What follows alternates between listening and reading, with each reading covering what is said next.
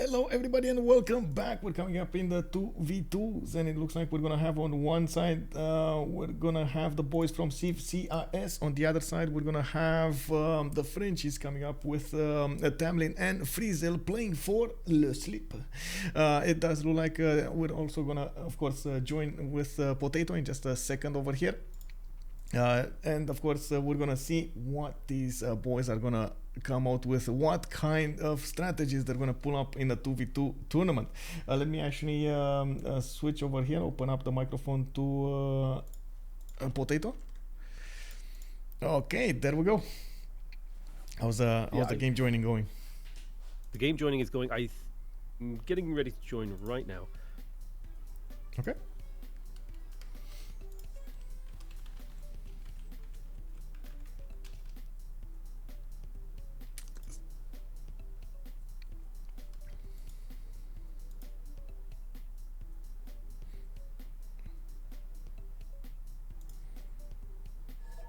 Okay, there we go. Mod versions. Okay, perfect.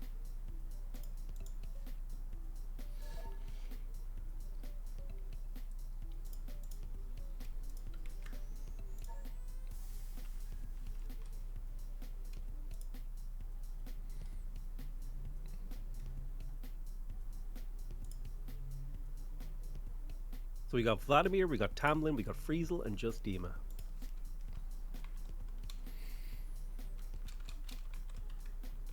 Now they're gonna go for the usual pick and ban phase, and as you can see over here, they're going for the map pool choices. Let's see what map they're gonna choose to go for.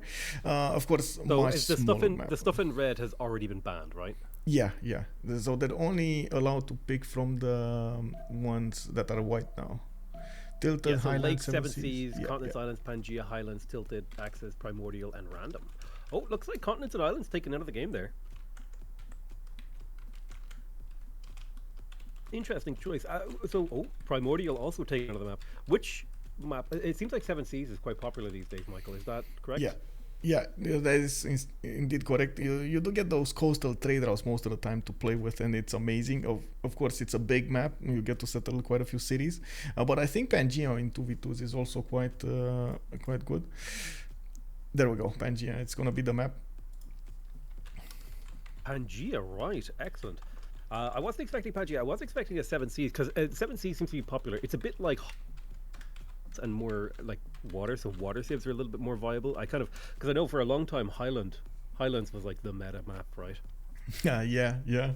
I think the players got a bit burned out with Highlands. It's an extremely long game with the beginning, not that much action, and then you get to sim, you get to sit in your corner, and then boom, a lot of action is happening all at the same time.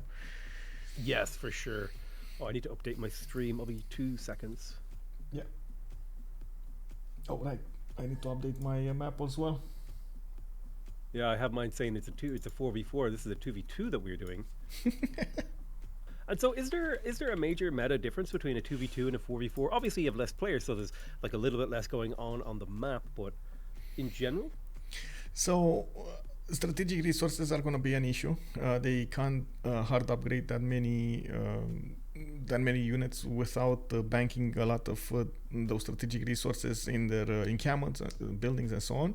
That is going to be a problem. Gold again is going to be quite an issue, and most of the time we're going to see them fighting from quite an early stage in the game, I would say.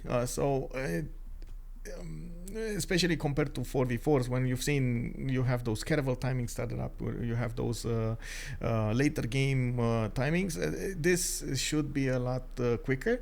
1v1s are also awesome in that sense as well. Again, another problem I was is the going to Era say, Square. because the faster early game war, that feels like very much so like a 1v1 style type of play. Yeah.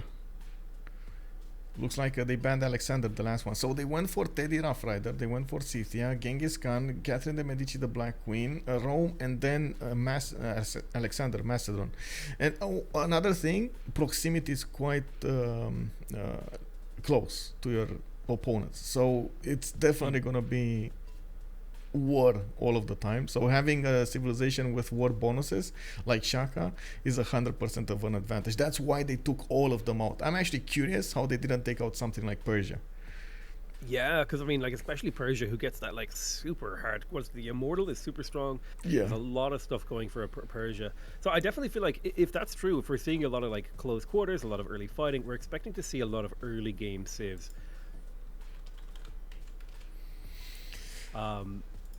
So out of curiosity, these bands up here on the board, are these? Oh, there's Changtra Gupta. Oh, are we gonna see the other India as well? Are we gonna see Gandhi? Gandhi? Double India, wham Double bam. India. Is that a thing that people do? Double India. Yeah, well, Varus all over the map. One big thing, there was a change on the Indias. Chandra Gupta did get a one movement for combat and religious units, and then India does get it for his civilian units, for the settlers, for the builders. Wow. You can imagine 4 movement Varus coming against you. Yeah, that's terrifying. That's Yes. extremely terrifying. Looks like Gaul and Bjork's being picked up here. Yeah, and Bjork's is quite good when it comes to the beginning, but it does have a weakness. The Geisate cannot upgrade into a swordsman, so you have to hard build your swordsman if you want to go that way. Ooh, and Maya. Okay. We got quite a matchup over here. So 4 civilizations that we haven't seen since yesterday. Oh, that's an interesting set of choices. Like, I wouldn't have expected Maya to be a pick in a 2v2 because it's a very early game focus, but I suppose they do have that +3 combat strength to units within 6 tiles of their capital, and the Holche has +5 combat strength when it's fighting a wounded opponent, so I can kind of see where they're coming from with these picks. Yeah.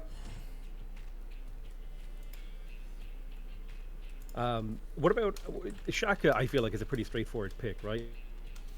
Yeah, Shaka is easy to work with. Impi attack, it does have those the early core ability, which is amazing. Of course, more damage when it comes to his mobilization. We do have Tamlin with Gaul, again, relatively easy to think what he's gonna do here. He's gonna try to get a lot of production with his Opidums and get an advantage from just hard building units. I think you need to ready up, by the way.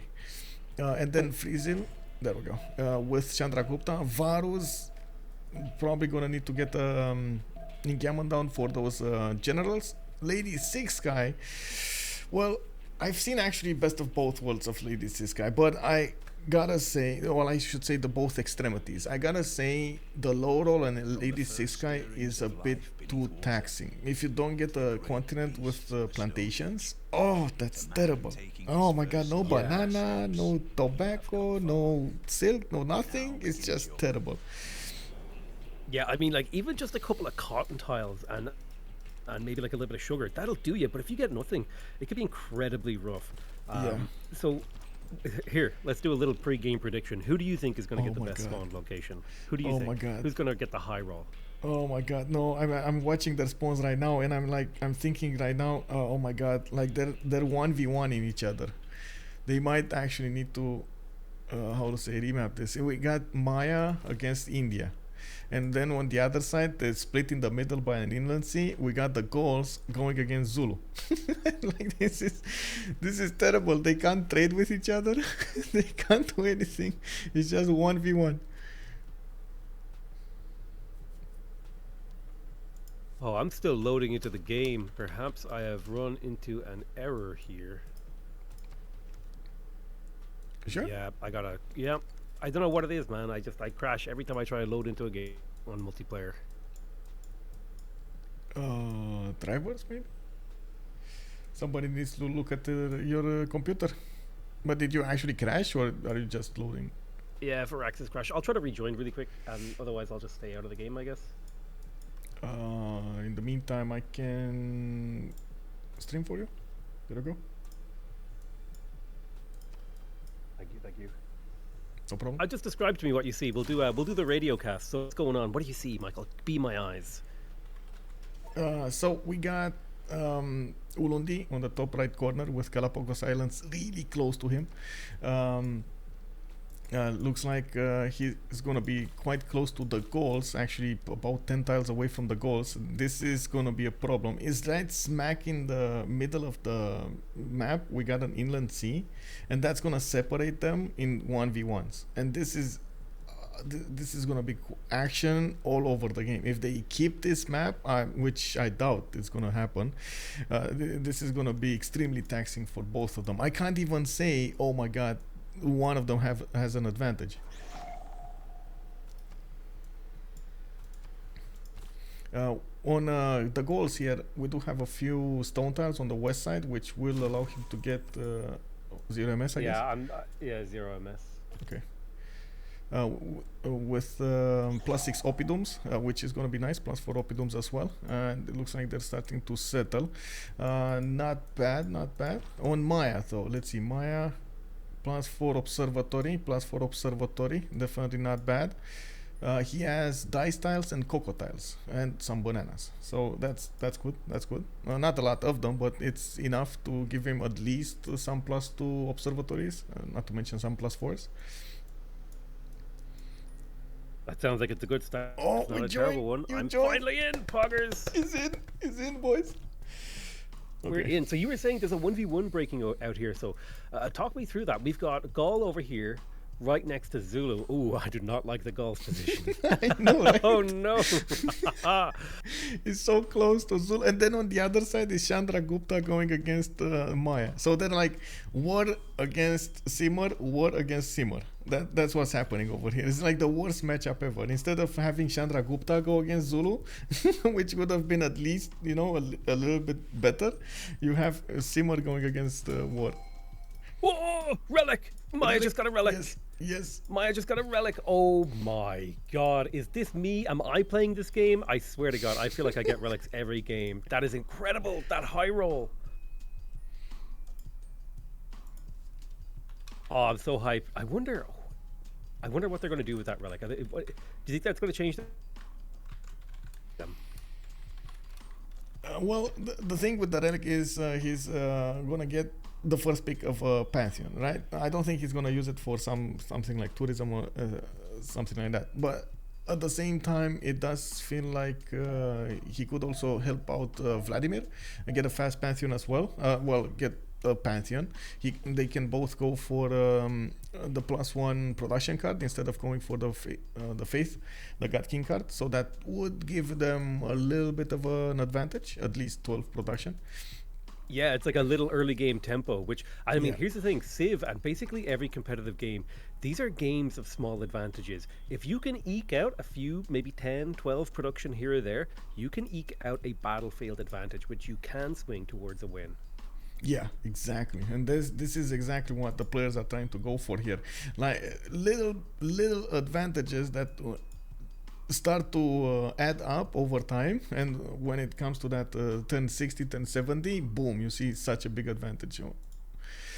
You've seen early game, in the earlier game, how much it mattered for Australia to get so many cities, for her to try to get that district discount and so on and so forth compared to other players in the game. Yeah, for sure. I mean, the early game, the effects of what happens in the early game ripples throughout time. Like, I mean, just look at the difference here.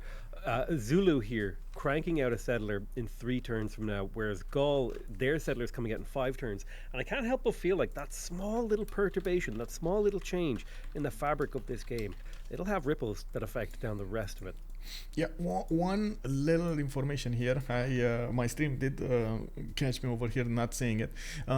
You have a rule banning trading relics before turn 20, because we had situations in which somebody got a relic turn 3 and then he gave it to his team, and before turn 12 everybody had a Pantheon, Yeah, and that would be like incredibly broken in a team game. Yeah. So what's happening here? This is a map vote, right? They're going to vote on whether or not they want to keep this map. Yes, exactly. And we're going to need to see them. Well, one thing is, I do have to say it from the beginning, if they do go for a remap, we're going to probably see a quick relobby right after the remap is happening, because there are some these things happening. We do need to fix it through the mods, but now it's the mod team at work, so we're gonna see when that actually happens.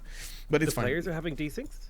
Right after the remap. So the remap starts up fine, and then right in the next turn after the remap, they get desynced. I don't know why. Nobody knows why. Gotcha. So it looks like we got a remap. Vote. Yeah. We have a remap. Okay. Yeah. Just Dima and Vladimir went for the remap. And okay, we'll see. We'll see how this will end up for. Is it okay for me to click OK on this little pop-up? Yeah. Okay. I don't know the UI that well.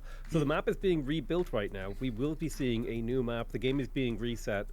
And we'll probably have to re-lobby. Yeah.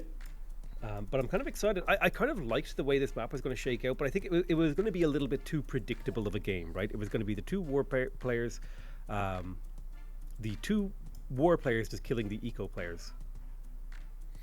So I kind of want to see like an East versus West, where each team has their own side of the Pangea. I think that would be a little bit more interesting to observe. I think so. East versus West would be quite nice with the war team in the middle and the Simmers in the back line. We actually have one of those competitions going around, by the way, East versus West, with a predetermined map placement for the players. It's a competition from the French community. We did end up with the finals, just about to get to the finals, and it does open up so many possibilities that are not available in the normal random games. Fraxis crash. Yep. Every time I try to load into a game, Fraxis crash. Every time. May I ask what manufacturer for your card do you have? I think GPU? it was NVIDIA. NVIDIA. Okay, interesting. Oh, the manufacturer. It's a I don't remember. It might be an EVGA or something. I'd have to double check. Okay, but I guess latest drivers and everything. Yep. So weird. It's just bad luck, I think. Bad luck.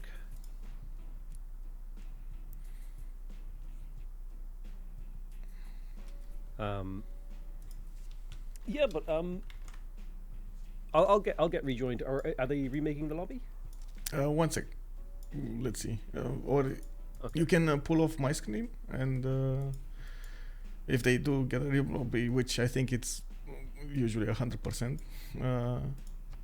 you can just join then. Sure thing. I've got your thingy open. Okay, there we go. Oh, they're asking if they can play their turns. Unfortunately, well, that is. You got a little trigger happy with the remap. They need to load in. Who needs to play their turn? Sorry. I think they might not be able to play their turn, or are they loading in? I don't know. Something is happening. They're not. It's a please wait something. Turn 1 didn't happen. Oof. I don't know. Maybe it's because I'm disconnected. I'm trying to join.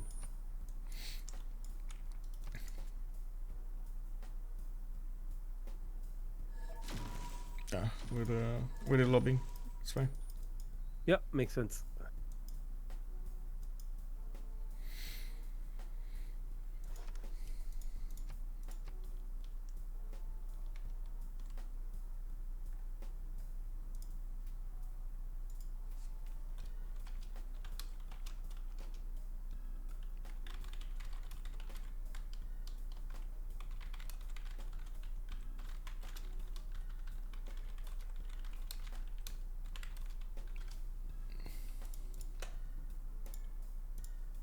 Okay, let me give you the link. There you go. Click on that. I'll delete the previous one. There you go. Thank you. You're a hero of the revolution, Michael. I appreciate it. It's a pleasure.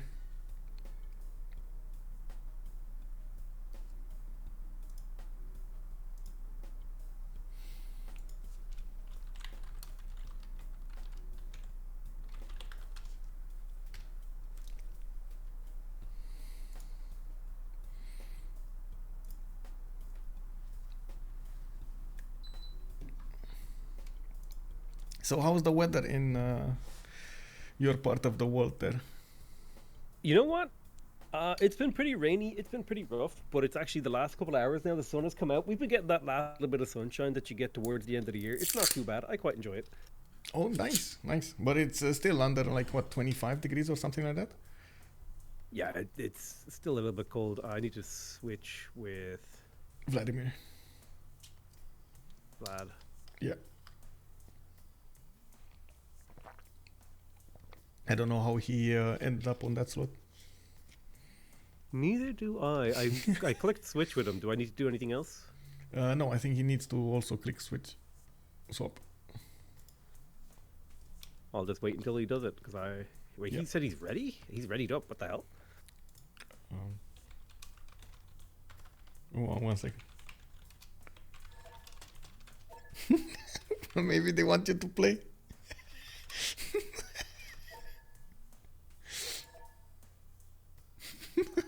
Emergency sub potato. Let's go.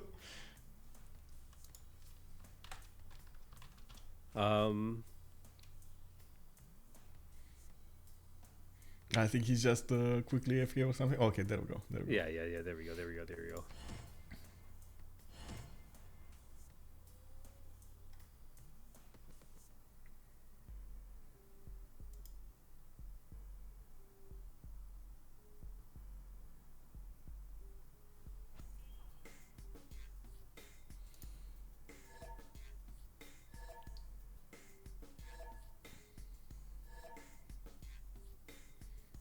Oh, he's on the wrong team as well. So cute, so cool. Okay, this is quite a change up over here.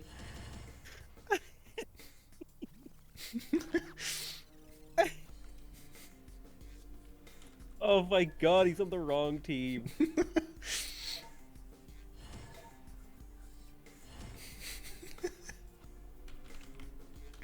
Sneaky.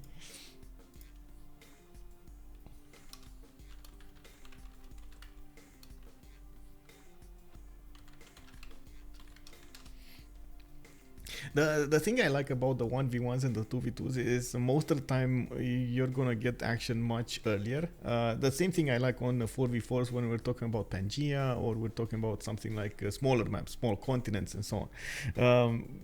Most of the time the players do prefer the security, I would say, of the longer maps, the Highlands and of course 7 Seas and so on, which does give you a lot of opportunity to talk about their sim, talk about how the little differences actually add up, how one does better than the other, the civilization bonuses and so on. But at the end of the day, action is still action, you know. Like it's still need to get those war moves going.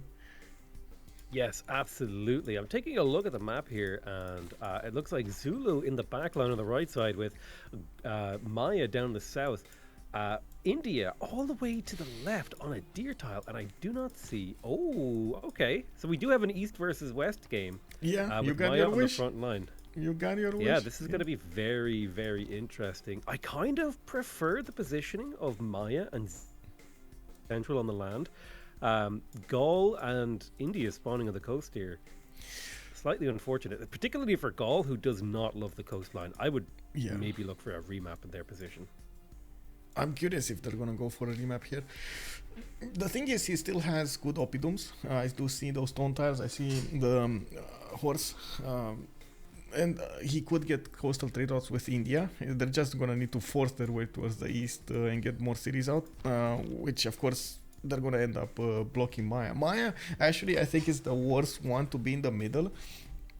Mostly because he can't really go further than 6 tiles away from his city center because, you know, the penalties start to kick in. So he can't grab the land too far away. No, for sure. And I'm not seeing a huge amount of pastures here. I mean, there are 3 pastures in the capital, but this is not exactly what I would call like an ideal start for the Maya. Oh, plantations, you mean? Yeah. What did I say? Pastures? Yeah, plantations. Yes, plantations. Yes. Plantations. Yeah. Sorry. Yeah, plus. I was looking at that myself, 2 incense tiles, but at least he's gonna have wine and incense. And I see tea tiles to the north. So again, not amazing, but it's okayish.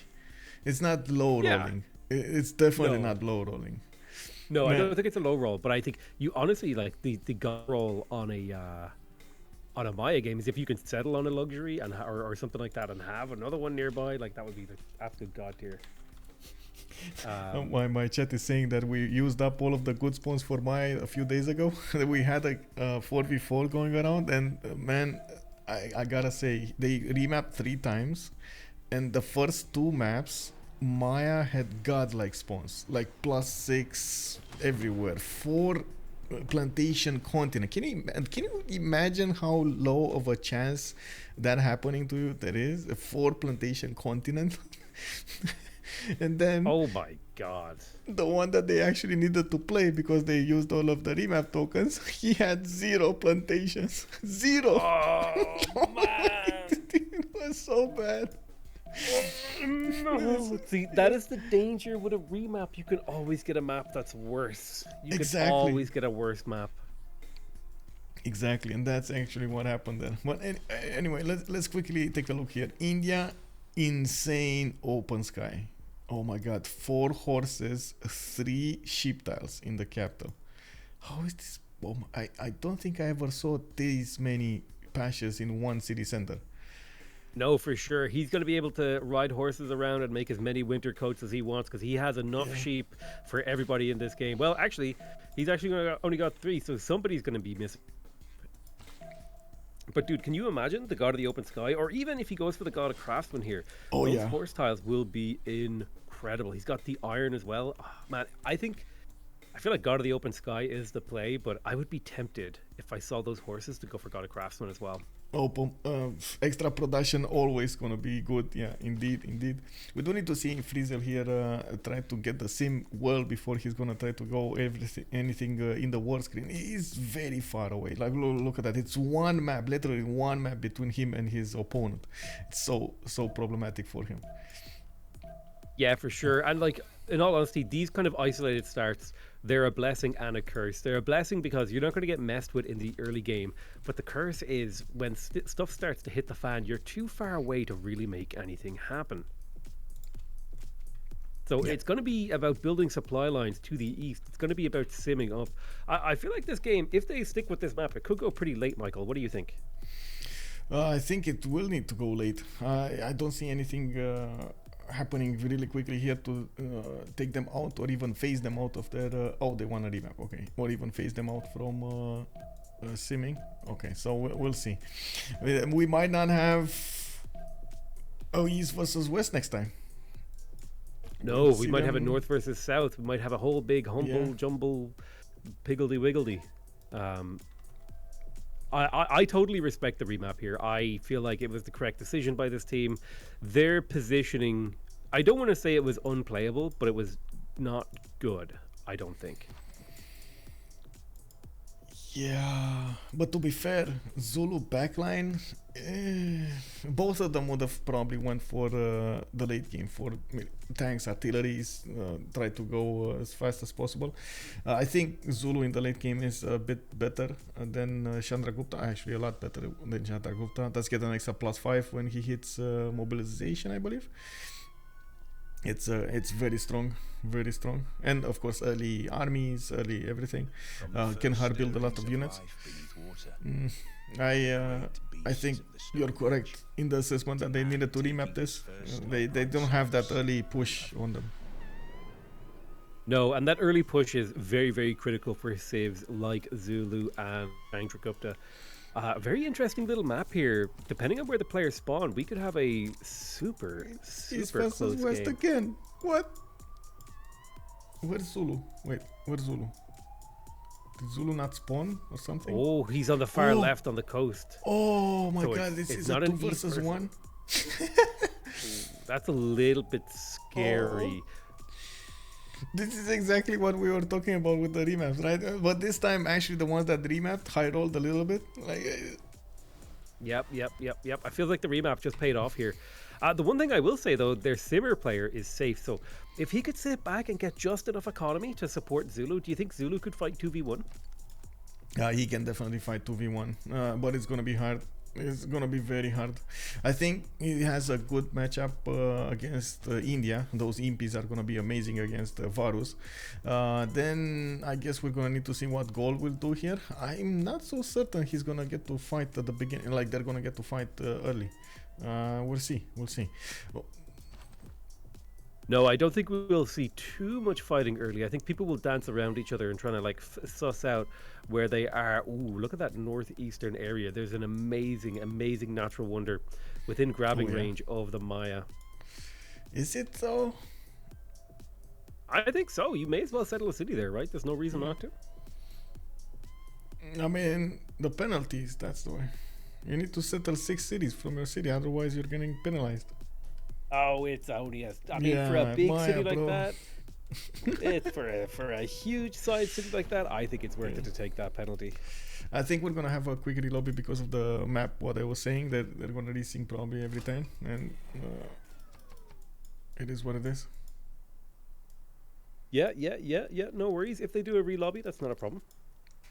Yep. Players' capitals coming down right now. Looks like Wak Cabnal, the Mayan capital, being settled on a 3-1 base tile. Plenty of 2-2s to work around it. Oh, we didn't take a look at the plantations. So he has cocoa. He has cocoa. Okay, bananas in the south. That's it. Oh, his other two are honey and ivory. Okay. And amber. His other two. His other three. So just cocoa. Yeah, not an amazing role for plantations, but he does at least have one good one that he can make use of. Some bananas here and there, I guess. Yeah, sure. I would Banana feel a power. little bit sad right now. Yeah. Like, I'm not crying, but I'm not happy either. To be fair, Goal has a problem also. Doesn't have that many stone tiles. Only had like 2 in the south, maybe 1 on the west side, and that's about it. He's gonna have a bit of an issue with his oppidums. The good thing is that he doesn't know about it's that iron to the north, and of course the horse is gonna have a +4 there. Oh, I got a 5x. What? Oh, same. What the hell? I think everybody got a 5x crash. Let's go ahead and send that that crash report. Who knows? It probably gets printed off the Sid Meier's desk himself, and then he promptly throws it in the bin. Yeah. I don't know. Maybe it's already sent to the bin. I don't know. The printer just actually empties out into a bin. Like, have you played the Satisfactory? I've played a decent amount of Satisfactory. I never really got super into it. I played it when it first came out. Okay. Oh man, it's miles away from the first version now. There's so many little good to have things on it. But anyway, I wanted to point out that you just get the belt rolling from the producer directly to the bin, to the sink. There's a sink that gives you points that basically you just put every scrap that you have in there, every extra. Oh, cool! I didn't know you could do that. It's been so long because, like I said, I played it way when it first came out. Oh, version 6 came out, bro. Version 6, damn. Yeah. My problem with those games is, like, every time I play them, I want to start a new run, which means you have to put another like 30 to 40 hours in getting your like setup going. Yeah. Okay, let me give you the link. I know what you mean, but at the same time, they put so many additional stuff in that it kind of makes you want to start from the beginning.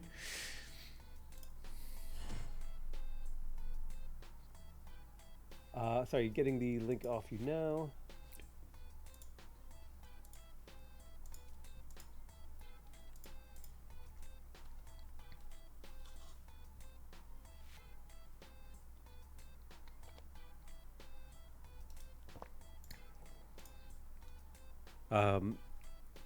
Come on, Civ, don't crash. Let's go.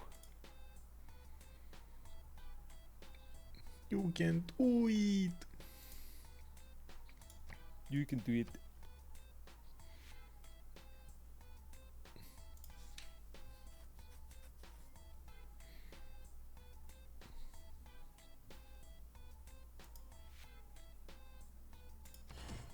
Okay, all right, I'm in. I'm ready. Okay, let's see. I think everybody. Oh, did I miss? Oh, I need to rejoin also. One sec.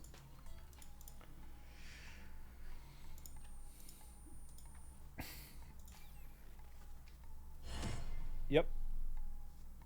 On whenever there's a new version coming out for Satisfactory, we, me and some of my friends do get the new save going, and it's such an amazing feeling when you get to use what you learned in previous versions to start off from the beginning with a totally different mentality. Yep. That's tons of fun. Yeah. The one thing I find though is if you play those games in multiplayer, there's always like one guy who plays it way more than anyone else and like builds like a gigabase that like completely dwarfs everyone else's base. And like you load up and you're like, okay guys, day 2, it's time for us to get the tier 2 technology. And he just like floats by and like grav boots like, hey, what's up guys? I'm on like tier 5 technology. Yeah, I know what you mean, but it's good that well, with my friends we're trying to build a single base, trying to add in and using like a few simple rules of development. But we ended up figuring out that we can't play without, for example, a simple Google sheet. We need to know what we output from each and everything and what we need, because otherwise everybody's else that's going to come up to do a little bit of a change will need to do the math all over again. You know? Yep, for sure. The fun of playing some of those games can be building the spreadsheets that make it easy to play, you know? Yeah. Right, it's good. I love how the games are starting to make you use your brain a little more, and at the same time get some valuable skills out of it. Well, I think it's interesting because back in the day, games had a bunch of math going on and they told you nothing. And now it feels like they got simplified and now they're being made more complicated again. Yeah. Complicated games are seeing a resurgence. So it looks like Lady Six Guy is rejoining to perhaps unstick the turn. Have we talked about the city-states in this game, Michael, yet? We did not, actually. We have 2, 4, 5 of them, and it looks like Mohenjo-Daro is going to be the only one for culture. That's pretty good. Hattusa and Fez coming up for science. Cahokia on trade, Candy on faith, and I just noticed there are 6 of them. Actually, Hong Kong coming up. Where is Hong? Oh, in the north. Am I missing something here? 2, 4. No, I just counted wrong. Okay, never mind. I just You did a lazy counting. You glanced at it. Yeah. Out of curiosity, so from your first impression, you look at this list of city-states. Which one do you think is the most important to contest? I think the science one needs to keep on Maya. He definitely needs the extra bonuses on his observatories, and then Fez also would be a good one. Fez, I don't think he's going to be that useful for his conversion. But I'm pretty sure it's going to be useful just for the straight up science bonuses. Maya over here can keep both of them, and some of them can be also kept away from their opponent's eyes. You see they're quite far away, and Fez, for example, can be, if they do manage to just keep one envoy in, it's going to be such a massive bonus. Yeah, for sure. And if you don't reveal it by ever getting certainty of it, how are they to know that you're benefiting from that city-state? Exactly. A question here, do I have to click countdown? No. It's it's only the host that can click anyway. It's fine. I mean, you can click it, but I don't think it does anything. Or shouldn't do anything. I don't know who the host is, so yeah. I'm just going to sit here and not click anything. Yeah, because my impression was that Cahokia would be a pretty important city-state here, because those Cahokia mounts are a really great way to generate extra amenities, and not necessarily to work, but trading a builder charge for an amenity in every city, that seems like it'd be worth a lot. I like that also. I haven't seen the players like that much. Like I'm not so certain why they're not trying to do that most of the time. But I like it a lot.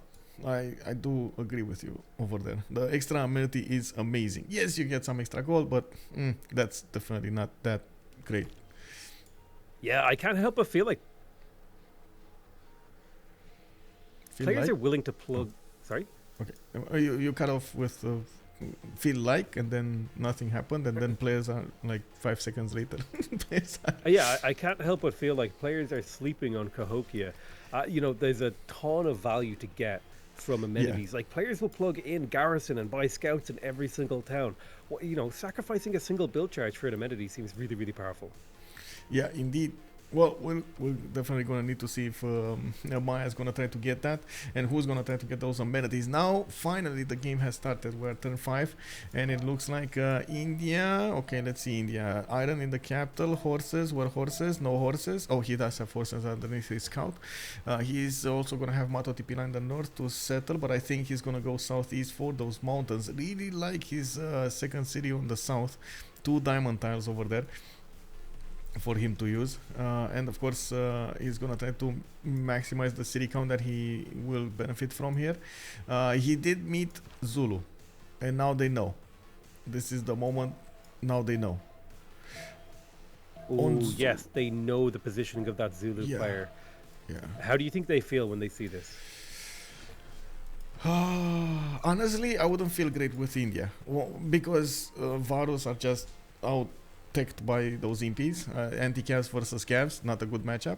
But other than that, I'm pretty sure India can use other units than his Varus. For example, even archers are going to be amazing. We'll see what he's going to try to do here and how much land he's going to try to get from Zulu. The biggest thing is, and I think this is going to be their priority, to keep Zulu contained. They need to keep him on 3 cities, 4 cities, otherwise he's going to be too big later on in the game. Yeah, definitely. They need to set up like a perimeter, the wall of units around him, keep him from expanding. Because I feel like if this Zulu gets to 5, 6 cities, he's going to become a huge problem to deal with. Yeah, exactly. And even if, yes, they can go against him 2 versus 1, it's still going to be a big problem. What I do see is Zulu managing to try to get some production into his settler and has an amazing God of Craftsman. So many horses, so much iron all over the place. He has a problem with the fresh water going towards India, though. So I'm actually really curious who's going to get that coal city to the north of the warriors. That's going to be majorly important as a position. Yeah, I can't help but feel like India will be able to get to that first, because if I'm looking at the positioning, they're what, like 1, 2, 3, 4, 5 moves away, whereas the Zulu, to try and capture that coal city, they're 1, 2, 3, 4, 5, 6, 7 moves away. Yeah, so I feel like India is going to be able to snatch that coal city up much easier. Yeah, and I don't think actually Vladimir, actually neither of them can be aware of what's going on here. They're trying to scout out, and of course it's gonna be a while until they figure out the perfect placements. We have a serious advantage when it comes to watching what's going on. We can see all of the land discovered. We can see the choke points much faster than they do, so it's quite a challenge for them to figure out, okay, that's definitely going to put back Zulu. They don't know, for example, they don't know Zulu is coastal at this point. Zulu might have a connection through the west side. They don't know if it's west, if it's east, how the map looks like. Yeah, for sure. I'm just looking at their vision right now, and like, Chandragupta, he knows about this mountain pass here. He knows about this choke point, but he doesn't, like you're saying, he doesn't know anything about it. Like, for all he knows, Maya could be to the left of the Zulu. Yeah, exactly. And of course, on the east side, by the way, Maya did figure out where the goal is, or at least they did meet each other at Mohini and Jodaro. But again, they don't know what's behind Maya, and immediately Maya is going to put a city on the west side, getting the position on that city state. Yeah, and I think one thing I would like to see Maya do is maybe even kill Mohenjo-Daro early. I know it's outside of that 6-tile range, but that would put a lot of pressure on Gaul and maybe take a lot of pressure off the Zulu. Yeah, true. Of course, Maya has some extreme advantages when it comes to its observatory. So that early science can allow him to get to knights very, very quickly. He might do a lot of damage early on against the Gauls. We do need to see if he's going to go for it, because again, production, gold, and so on will be issues. I think we might not see them go for some early warfare here, even though that would be amazing. I think a stable game would be the preferred choice between them. A cute little thing happening over here.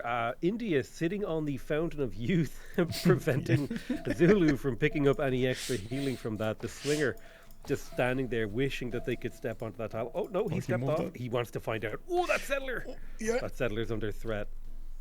And Zulu just got outmaneuvered here. And this is the biggest thing, by the way. India benefiting from an extra movement on his units. Imagine 4 movement scouts, 3 movement warriors. It's extremely dangerous to handle, because most of the time you don't take into account that extra movement on your units. No, it can really catch you off guard, because when you're doing your calculations about how fast units can move, you're thinking about normal units. This settler is actually in danger, because this warrior could very easily cross that river and catch him. Oh my God, he's gonna do it. Check this out. There we go. He's gonna do it. He just got Oh, right next to the settler no. war declaration being sent. Frisian is gonna go for it. Vladimir is the host, by the way. He's shift entering, and he got his scout. Okay, he got his scout from the south. Ooh. That was That close. was very Yeah. scary. I love the tension. I love how these players fly very close to the sun.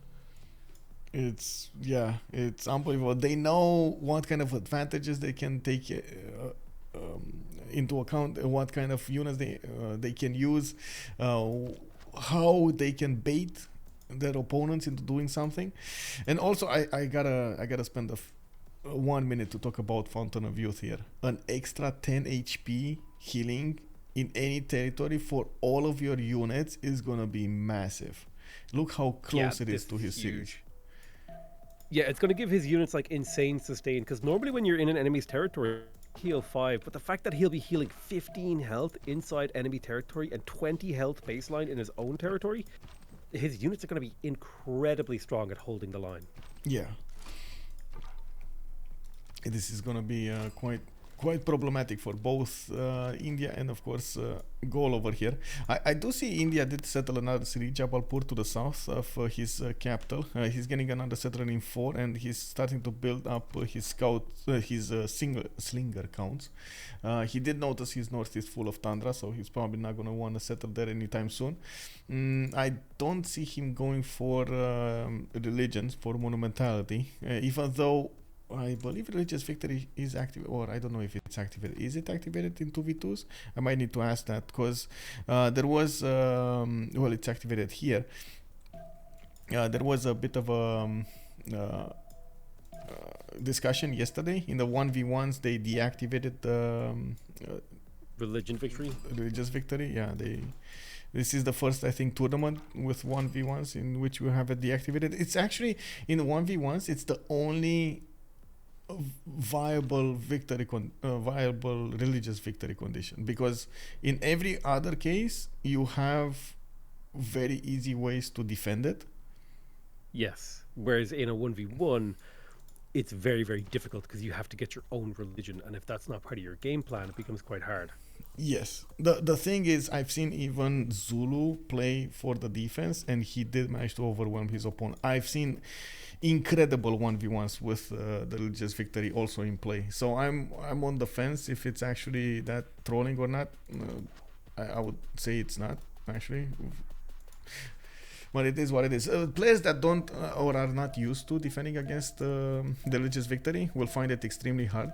Players that are used to it, they just think it's normal. So there's always going to be that discussion. The analogy I always use is it's like being cannon rushed in StarCraft. You just got to be ready for it. If you're ready for it, you'll live. Yeah, exactly. You got to scout out your territory. It is, and your opponent will make such a big sacrifice, and he's not going to get anything. Exactly. So tell me about the positioning here. Position do you really like? Gaul actually aggressively settling towards his own ally. I say aggressively, but just like settling towards him, boxing in his friend. What about that city of Bibrax? Why do you think he settled it there? Was it for the elephants? I think it was, yes, for the 2-3-1 tile, definitely make a difference there. I'm actually a bit surprised he went that far to the north and settled next to the mountains on the geothermal. I would have thought he's going to want to use that geothermal for campuses. I mean, it's the second geothermal that he's settled on, and his science is pretty high compared to the other players. He's up to 7 science per turn. Yeah. My biggest concern is usually Gaul wants to play around very big oppidums. Like he needs to use that extra production. You can't really play the Gauls without that. And of course, he can get +4 from Bibrax, but it's going to be relatively expensive, 2 extra tiles that he needs to buy. While Aduatuca cannot place that +4 anymore. He's going to need to place it to the south. So I guess he can't really use Gavron Plaza shenanigans, districts and so on. We'll see. Yeah, I wanna wait. I wanna wait to see what he's gonna do here. can't say I dislike this spawn, but it's not something that you. There are way too many possibilities with little few benefits between them, like little differences between them to say, oh, he needs to go that because that's gonna be the best thing to go for. It's only Yeah, a game. for sure. Why you have to be mad? I do like Maya being all alone on the east side, though. Even though he's gonna have to play around that observatory, the fact that he's gonna be out of the war for quite a bit of time is gonna mean he has a strong possibility to go for the late game much faster than the goal will get there. Remember, goal production, but without any population, without extra population, how is he gonna get all of his trixies up? You get Oppidum, Gavron Plaza, you need campuses, you need encampments, you need so many you need commercials. How are you gonna get the gold for him? I don't know. That's a tough question to answer because normally you rely on your farms and your plantations to get you gold. But Maya here doesn't have that many farms, doesn't have that many plantations, so cash flow is going to be a little bit of an issue. Yep. We'll see. It is. Maybe that's something. where Cahokia comes into the game, baby. I'm telling you, +3 gold from Cahokia Mount. You get an extra amenity. I'm telling you, man, people are sleeping on that Cahokia. That's 3 units right there. 3 gold, 3 units. Yeah. Exactly. It does look like India is moving towards that coal settle that we talked about. I think that's going to be a very, very important settlement to get because that's going to project a lot of power down into the Zulu homeland, and this Zulu settler is also being harassed every single step of the way. No matter where it goes, it's constantly being shouted by an Indian warrior. Oh, he's trying to keep him away from settling on the Fountain of Youth. We got another scout coming up over there through the Fountain of Youth to take a hit against Zulu. Zulu just spotted a slinger. He's gonna try to defend that with all his units. The fact that he's escorting it with a warrior does give him a good chance of defending this. It's well, now he's protected by the river, but the second he moves on the hill, actually, is this gonna be a first move? No. Okay. I was thinking maybe the scout of Frizzil is gonna go immediately for the hill, but he's not. Yeah, we could see stuff like that. I think these players seem to be taking it slowly, taking it cautiously, weaseling their way around, wriggling around, trying to be careful, trying to make a slow and steady progress. Oh, big thing. Zulu actually has a promotion on that warrior. So even if he gets hit quite a few times, he has a strong possibility of getting out of a low HP. He can promote and get back his health. That's a huge advantage. If he needs it, he can get a massive amount of health back up. Yeah. And not only that, but also just make his unit better with the promotion. Yeah, for sure. The healing in this game can be so clutch. We do see observatories coming down from Maya. Oh, I'm curious about the position. Okay, so next to the crocodile, he's going to get the +2. He doesn't have any possible farms there. They did manage to take down one of the Geisates coming up from goal, so very nice. They take out eyes, and this is what I was pointing out. They're never gonna get to CFES unless they reveal it somehow with the envoys. They're never gonna get to CFES. No, it's just too far out of the way for them to realistically spot it. God, nobody has seen it. Yeah, incredible. Not even Maya, which is a bit frustrating. He definitely needs to send a scout there. Like we were talking about him having an advantage, but he's not even gonna go there. What is this? That is something I've noticed in a couple of the games I've played is past a certain point, people stop using their scouts for scouting and they start using them for like defense and war and stuff like that. Where I was playing, I just kept scouting and I found like 6 or 7 city-states that no one else found. And I was able to just like sit on them and tell my team, okay, you take that one. And it just worked out really, really well for me. So there is kind of like, I understand the need, like scouts do fill a military role, but you gotta have one scout always having a look around the map, you know? Yeah, for sure. That extra visibility, it's always gold. Information is power in this game. Oh, unbelievable. I know there's games that people have sent me in save file where their game has gone to hell, and all I do is like buy a caravel and go exploring, and I find city-states, and boom, their game is saved, you know? Nice. I also notice Zulu, by the way, moving to the east. He might actually just forget about the Fountain Youth City, and he's gonna try to settle to the north of Candy. Not bad, but still he's gonna need the fourth settler soon. Yeah, there we go. He's going for the desert. He still has a few 2-2s to work there, but he's not gonna get easy benefits from the Fountain of Youth, the extra +3. I do see him needing to get somehow another 3 points, and this is another one of the there we go, he kinda put down. This is another one of the challenges that you need to go for when it comes to the 2v2's era score. Getting those golden ages is taxing. Yeah, especially because like missing a single golden age can be a death knell for your empire. Like, you miss a monumentality, you miss a penbrush and voice. Ooh, you're playing from behind. Yeah, for sure. Of course, India using that extra movement on the archers, trying to get the units as fast as possible to his opponent. We do have more archers in the build queues. His settler is gonna go directly coal. Wow, that is such a photo settle from Fizil. There is a moment where Zulu actually is quite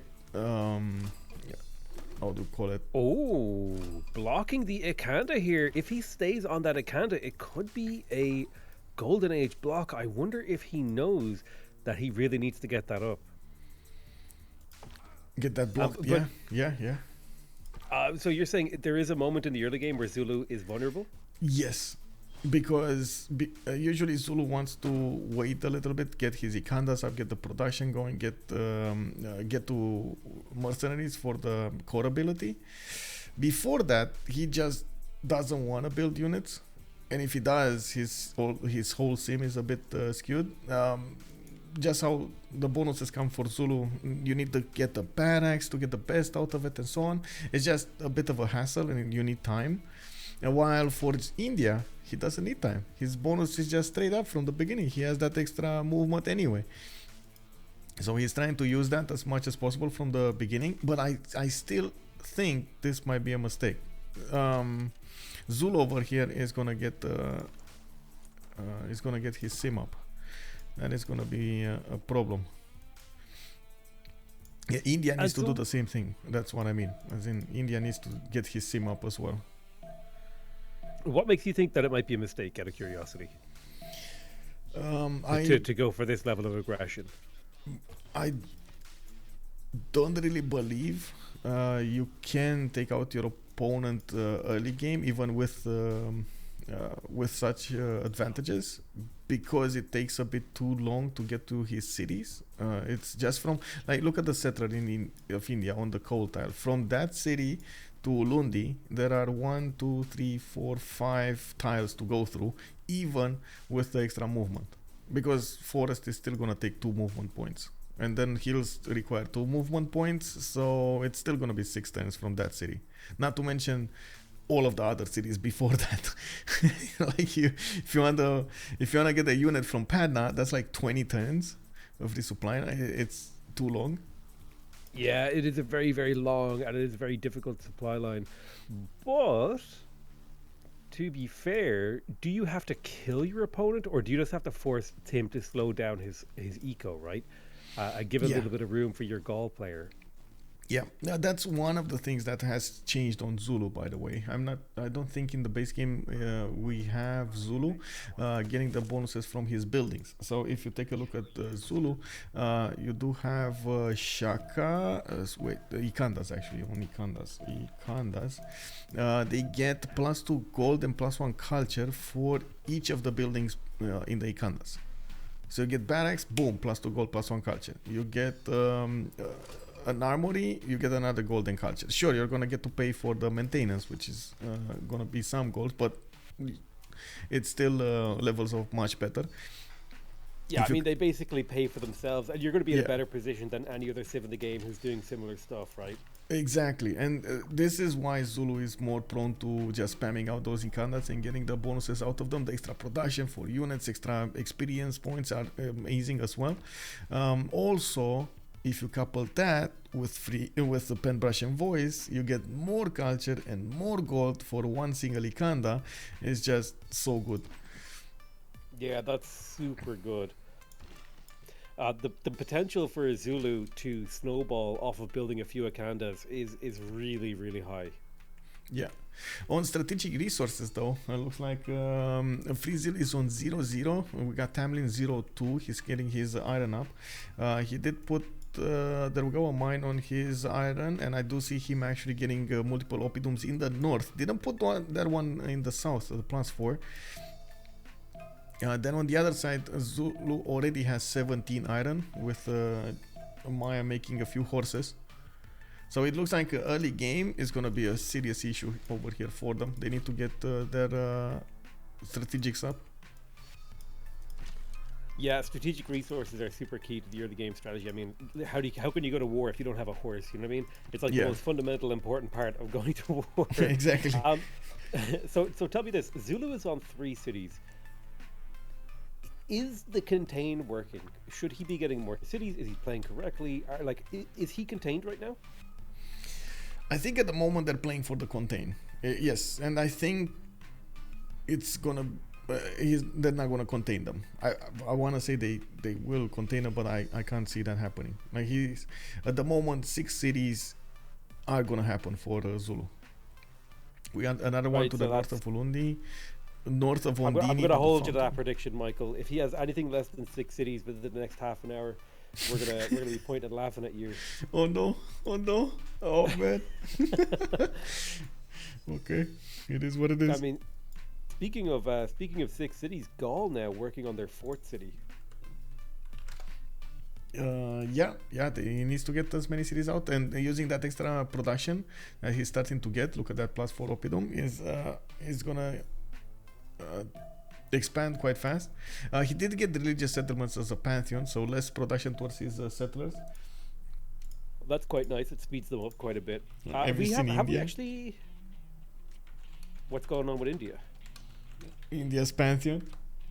Oh man, God of the Forge. That is very,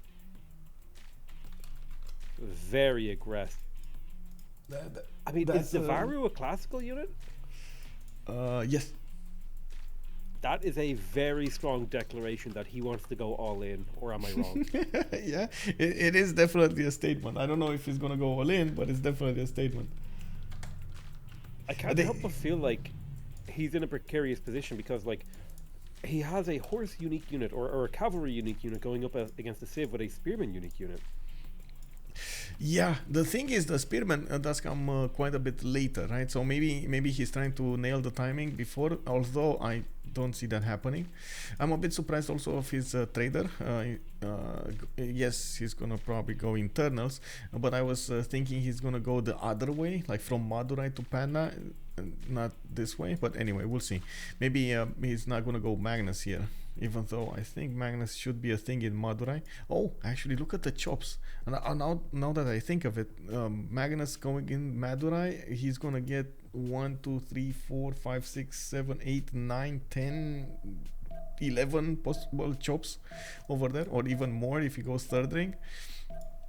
That's 11 that's a lot of is production. a massive amount, just insane. Yeah. I can't help but feel that we will see Magnus. Oh, an archer. Oh, actually, it looks like India is winning the battle around Ulundi. These Zulu archers going down quite low on health. Yeah, but there's only one archer there, though, remaining. Zulu that one archer can do a lot of work. Yeah, it can. I think next time we might actually see one of the Zulu archers dying.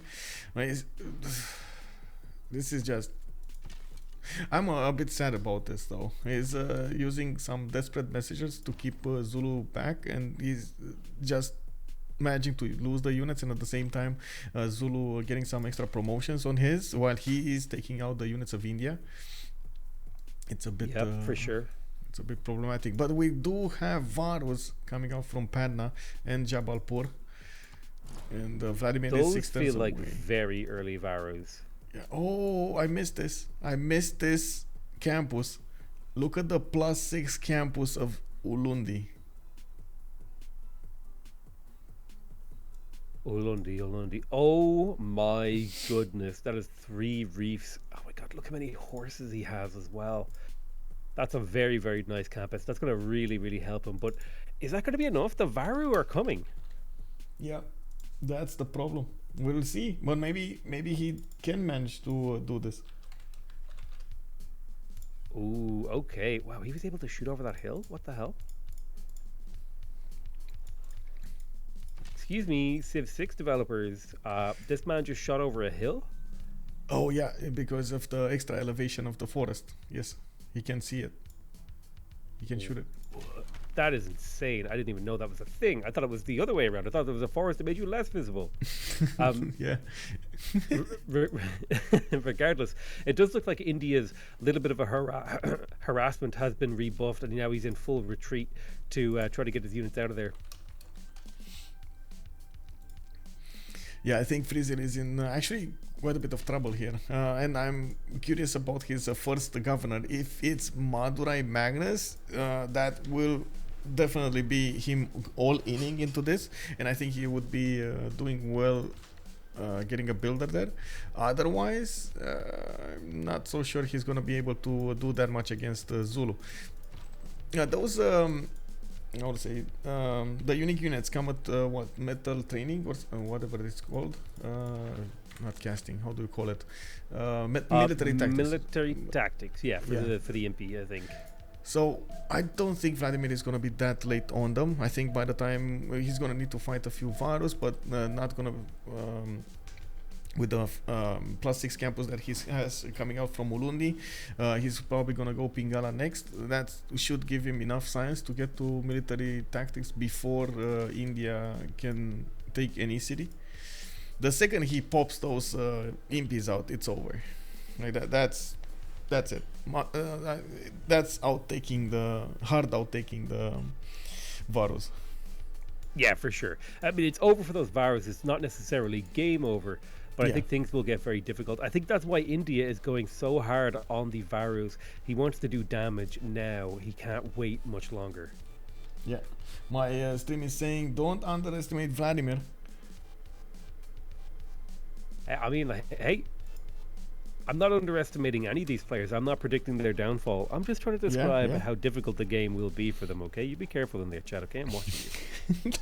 calling us out for predicting doom and gloom. What did God of Craftsman coming out from Zulu? He's gonna get the extra production on horses. What did Maya get? Maya did go for fertility rights. Okay, interesting. Fertility rights again. People must be really, really liking that Pantheon because I just don't see the farms for it.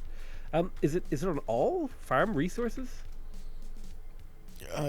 Well, yes, I think so. Was there something missing? No, I think cattle, we get rice, like wheat, and maize. Yeah, it should be all. Is there anything more than that? No. I'm genuinely surprised because I only see one maize here, one cattle, 2 cattle. Like that's not a whole lot of tiles to go for that. Maybe they just didn't have better pantheons available. A lot of the players, that actually has been my question a lot of the times when I see players picking this Pantheon. They do believe the builder giving you the extra tempo of the beginning, it's worth it even if you don't have those resources to get the extra food. Oh, that's actually, you're right. I forgot about the free builder. The free builder completely changes that equation. Getting a free builder that early can be a game changer. Yeah, with some farms, you see how he's putting the farms next to his observatories, getting some extra adjacency on them. He's gonna get some improvements here. I guess it's gonna be fine. I would have loved to see, of course, a lot more plantations and maybe something like Goddess of Festivals, but not that many. It's not worth. Yeah, I mean, like in the immortal words of that philosopher, you can't always get what you want. And unfortunately, there just wasn't that many plantations for Maya this game. Yeah, I do have to point out India kept on building units while Zulu stopped. Yeah, Zulu has taken a bit of time here to get some infrastructure. I think you're bang on. Is this just a sort of reflection of the state of the game that India has to do damage now, whereas Zulu has time?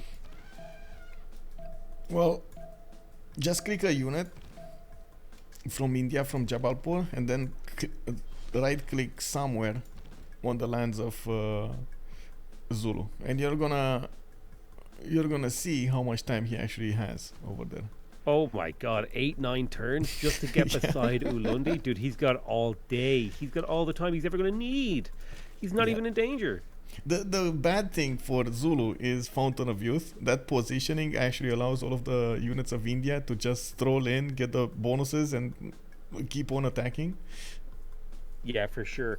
And like, it really is hard to overstate just how much healing this gives you, especially if you're on the offensive. Yeah. We're watching those Varus up close over here. Amazing units, amazing armor on them. Yeah, they're really, really beautiful. Actually, I got to turn off my yield mode so people can see them. Yeah. The Varu. That kind of reminds me of Age of Empires. I don't know. Did you ever play Age of Empires with the little? I did. Yeah. Where they had the elephants with the dudes on the back in the newer expansions. I didn't play the last version. I played the second or something back in the day. Okay. So I don't know the last version. But there was I believe Excalibur or something, a movie made with Varus coming up in the front, like in the first scenes. Yes, that movie was so good. Where they have like the Welsh music. Yeah, Smashes exactly. the castle up.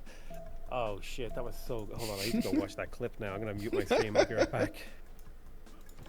That is amazing. Wall of Throne coming up from Zulu. We do have more units coming up from Freezil, a lot of horses, and it looks like he is aware that this is going to be an all-in. We do have also Tamlin trying to go for quite a few of these swordsmen. He might actually go against Mohenjo-Daro and take it out. I do want to see if he's going to try to get his military towards Zulu. 2 versus 1 over here would be quite taxing on both of them. The gold generation is going to be a problem. We got already Frizzle on -4, Tamlin 13 gold. Well, look at that production. Yeah. Double production almost on Tamlin, 51. 51 is a very respectable amount. I think you're right between the two teams, with Maya and Zulu just having that extra gold that Team India and Gaul does not have. So what's the story with these swordsmen? What do you think the plan is with these? Are these defensive? Are they offensive? Is he looking to fight with them? Varus, offensive. Oh, sorry, the swordsman. The swordsman. From the Gaul.